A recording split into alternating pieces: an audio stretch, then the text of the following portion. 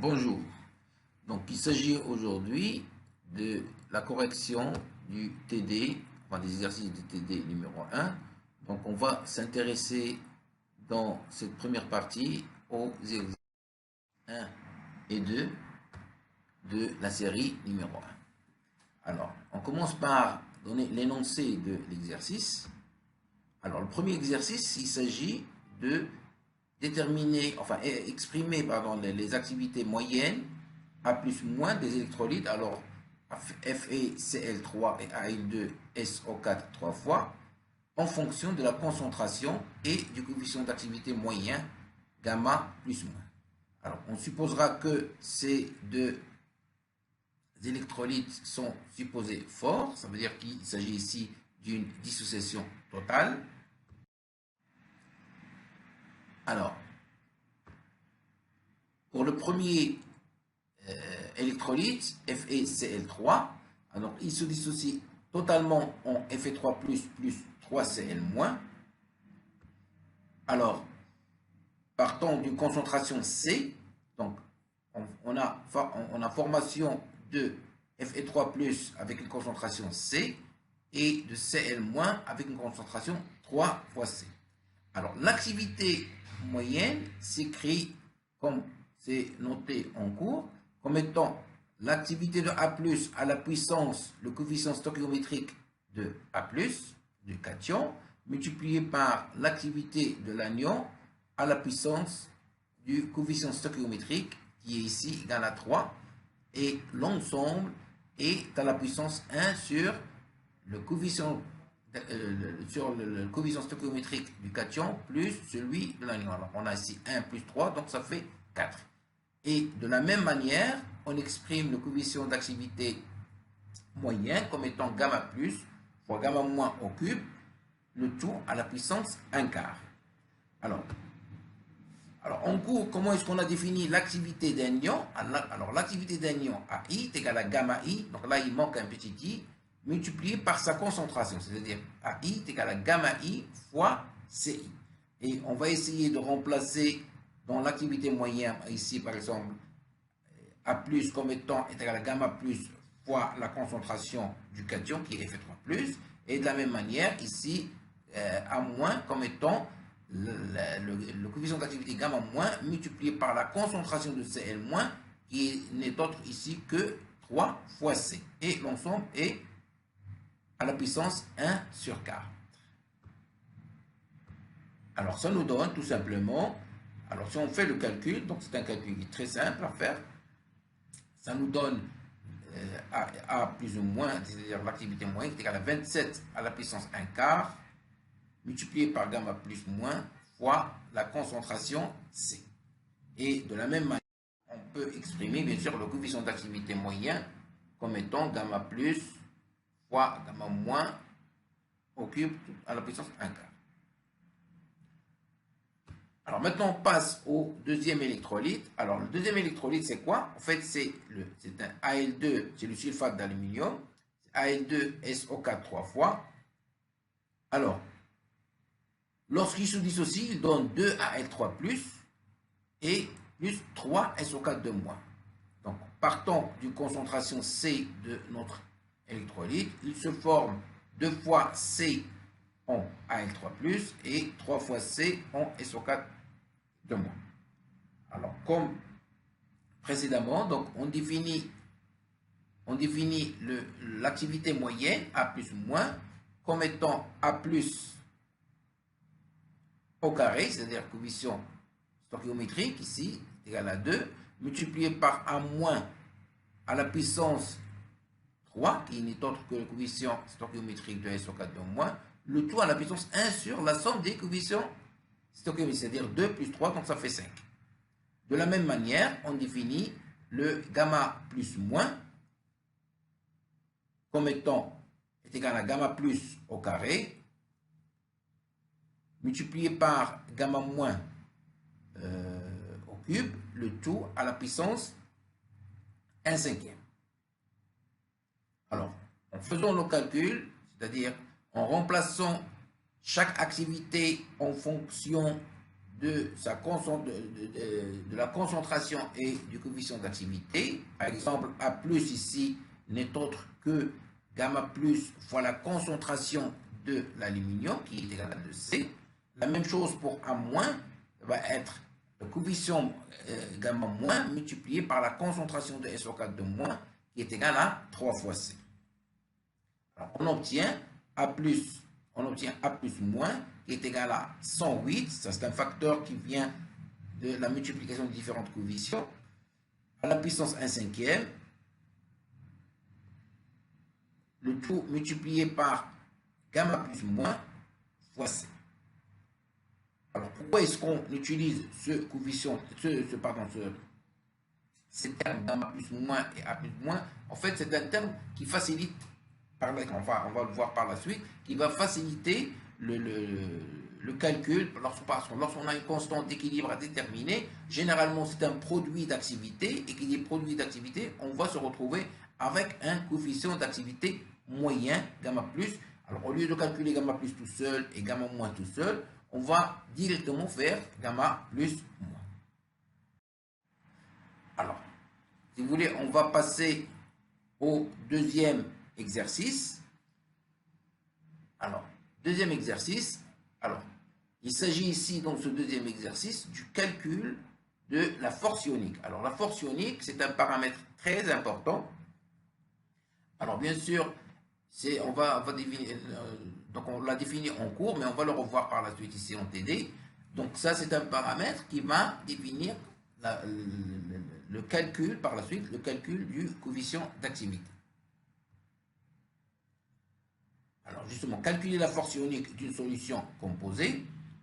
Alors on va prendre premièrement une solution qui est formée d'un mélange KCl 0,1M et CuSO4, c'est-à-dire que sulfate de cuivre 0,2M. Une deuxième solution qui est formée d'un acide fort, H2SO4, 0,1M. Donc ça, le premier, c'est un mélange de deux électrolytes, mais qui sont tous les deux forts. Le deuxième, c'est un électrolyte, un acide fort, mais aussi on peut dire que c'est un électrolyte fort. Alors troisièmement, vous avez une solution B de NaOH 0,1N, là aussi c'est une base forte, mais il s'agit ici d'un électrolyte fort. Et la dernière question, c'est un mélange formé de deux solutions, c'est-à-dire d'un électrolyte A, c'est-à-dire la solution A, 50 ml de la solution A et 50 ml de la solution B. Alors, on commencera par l'expression de la force ionique. Alors, la force ionique I, il est égal à 1/2 de la somme des concentrations CI multipliées par ZI au carré. Donc, il faut d'abord déterminer quels sont les ions présents, c'est ce qui correspond à I. Et pour chaque ion, on va faire le produit CI fois la charge ZI et la charge de cet ion au carré. Et on fera la somme, et la somme, elle est multipliée par 1/2. Alors, on commence maintenant par le premier mélange.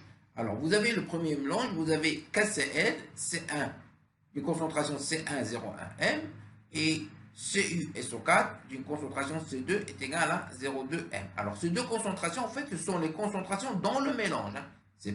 On n'a pas pris C1 d'un côté et C2 d'un côté, on a fait le mélange. Non, mais c'est le mélange total qui contient C1 de KCl et C2 de CuSO4. Bien sûr, ces deux électrolytes sont des électrolytes forts, ça veut dire qu'ils sont totalement dissociés. Par exemple, si on prend par exemple le cas de KCl, il est totalement dissocié en K+, plus Cl-, donc concentration C1, donc de K+, est égal à C1, concentration de Cl- est égale à C. Et de la même façon, on a CuSO4 qui est totalement dissocié, il va nous donner C2, c'est la concentration de Cu2+, et SO4 de moins, c'est la concentration de, sa concentration est de C2. Alors là, bien sûr, on suppose qu'il n'y a pas, de réaction entre ces différents ions, c'est-à-dire que les concentrations de ces ions qui vont être dans le mélange, c'est K+, sa concentration C1, Cl- sans C1, la même chose Cu2+, sans C2, et SO4 de moins, je répète, ce sont des concentrations dans le mélange. Alors, s'il n'y a pas, bien sûr, de réaction entre les différents ions, automatiquement, le calcul de la force ionique, comme on l'a vu tout à l'heure, tout simplement va être 1 demi de sigma de CI ZI au carré. Avec CI, bien sûr, c'est soit K+, soit CL-, soit CI de plus, soit SO4 de moins, et ZI, c'est la charge de l'ion correspondant. Alors là, comme je confirme, donc il n'y a pas de réaction entre les espèces. Donc tout simplement, I est égal à 1 demi de la concentration de K plus fois 1 au carré, plus la concentration de Cn- qui est égale à 5 fois moins 1 au carré, plus C2, et ainsi de suite, plus la concentration de C2, c'est-à-dire c'est la concentration de SO4 de moins fois moins 2 au carré. Alors si on fait le calcul, ça nous donne C1 plus 2 fois C2. J'espère qu'on ne s'est pas trompé.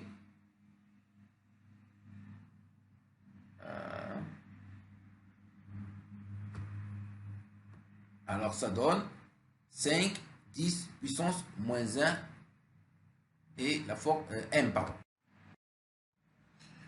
Alors on passe maintenant à l'exercice, enfin deuxième exercice, enfin deuxième mode de l'exercice, pardon, 2.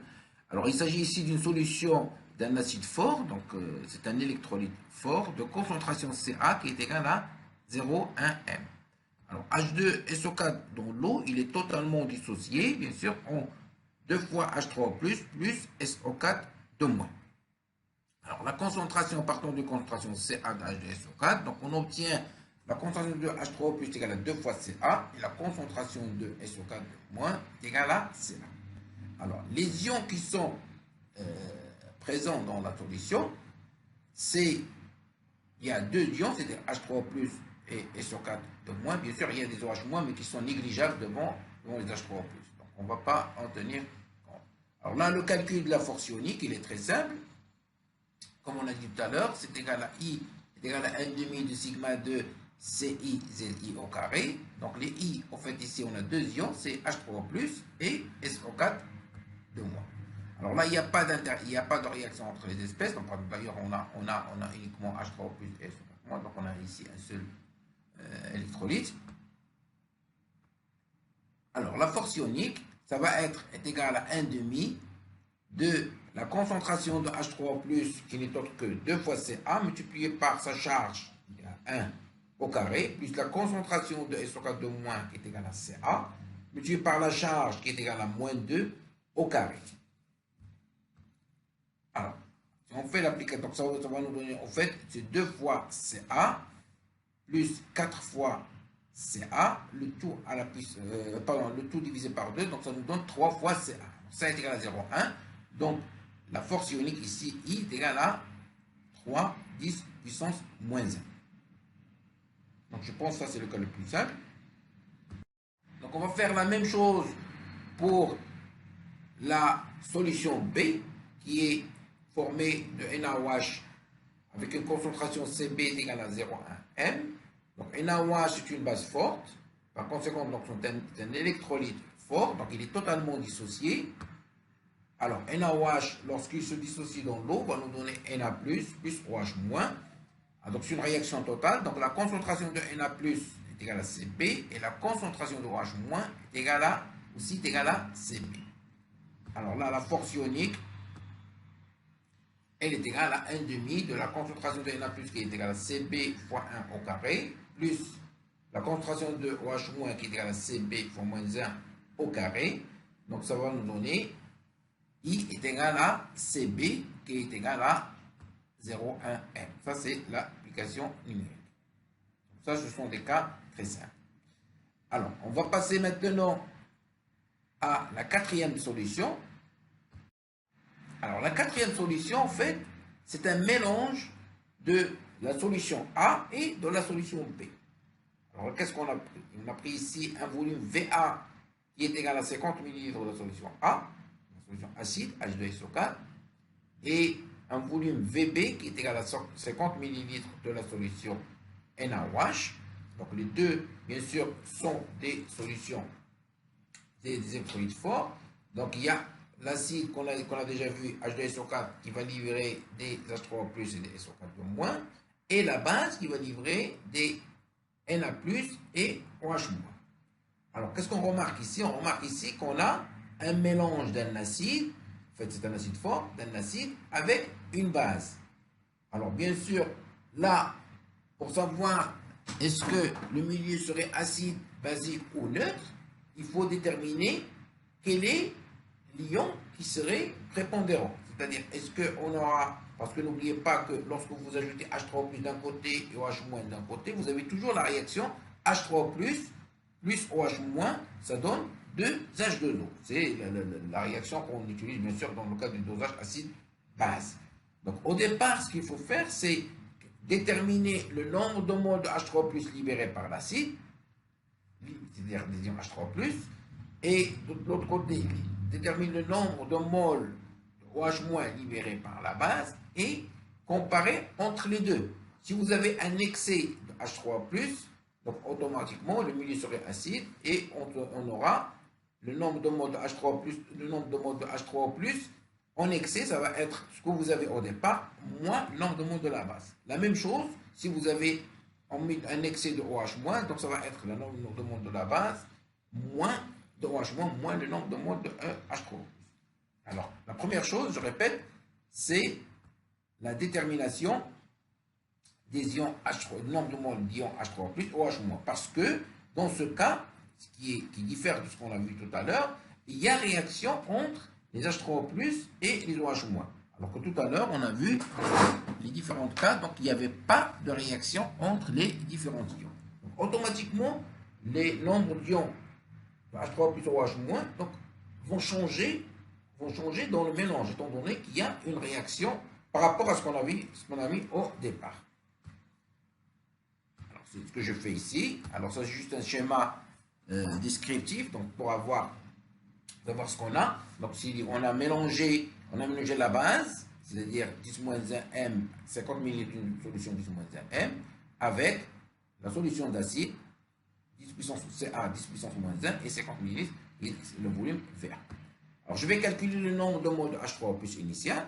Alors, le nombre de moles des ions H3O+, alors par définition, parce que H3+, c'est ce qu'on appelle les équivalents dans le cas des acides et bases. La même chose pour OH-. Alors, le nombre de moles de H3O+ est égal à Na. Na, c'est la normalité. Donc, ce n'est pas la molarité, c'est la normalité. Donc, c'est la normalité multipliée par le volume.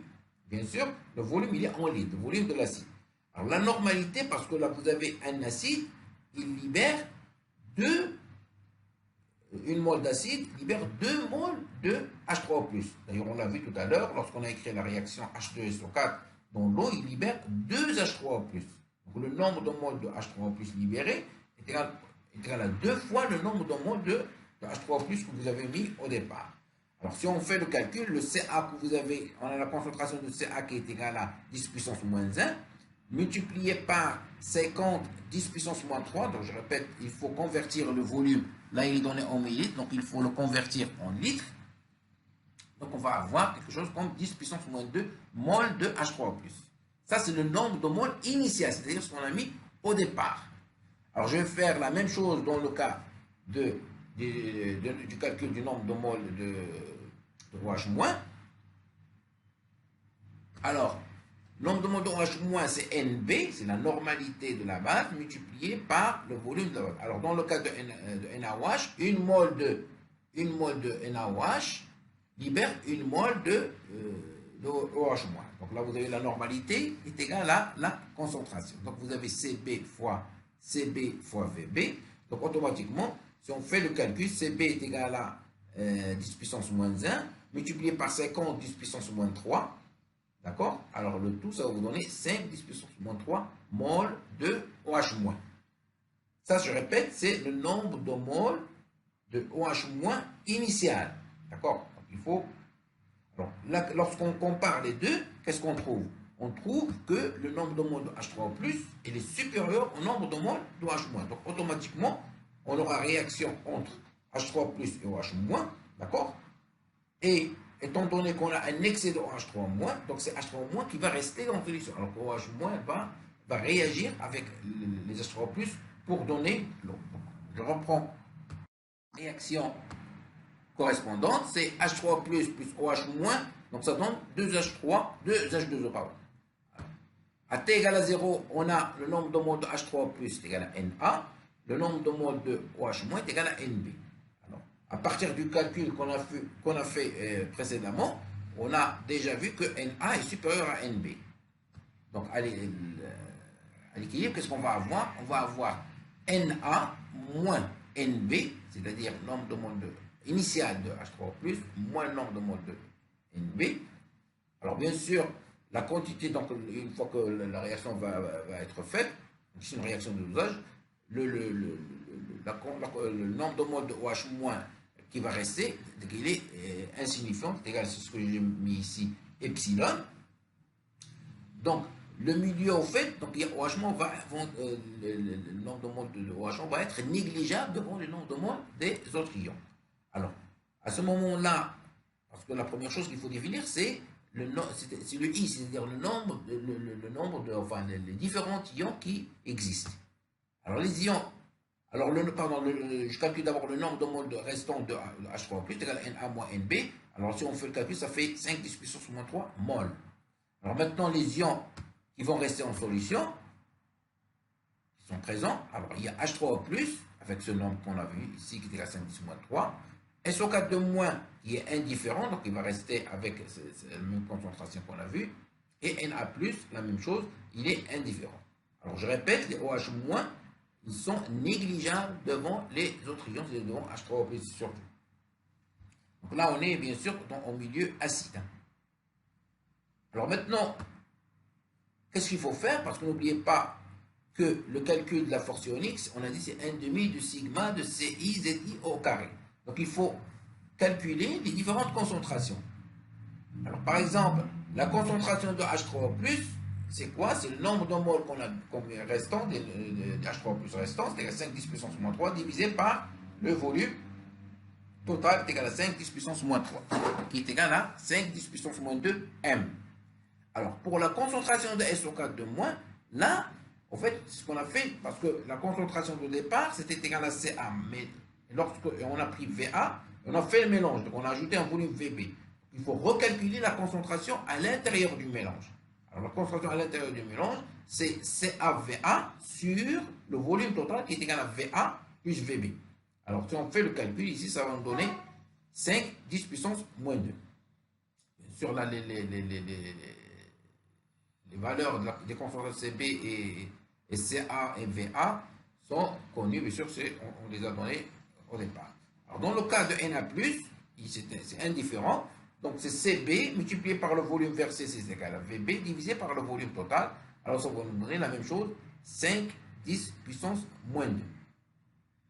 Une fois qu'on a déterminé les différentes concentrations, qu'est-ce qui reste à définir? Tout simplement, c'est la force ionique à partir de la relation, comme on a dit, I est égal à 1/2 de sigma de Ci Zi au carré. Alors les Ci, ce sont H3+, concentration de SO4 de moins, concentration de Na+, et bien sûr les Zi, c'est chaque ion et là sa charge correspondante. Alors I est égal à 1/2 de 5 10 puissance moins 2 fois 1 au carré, puisque c'est H3+, plus la concentration de SO4 de moins qui est égal à 5 10 puissance moins 2 fois la charge est égal à moins 2 au carré, plus la concentration de Na+, fois sa charge qui est égale à 1 au carré.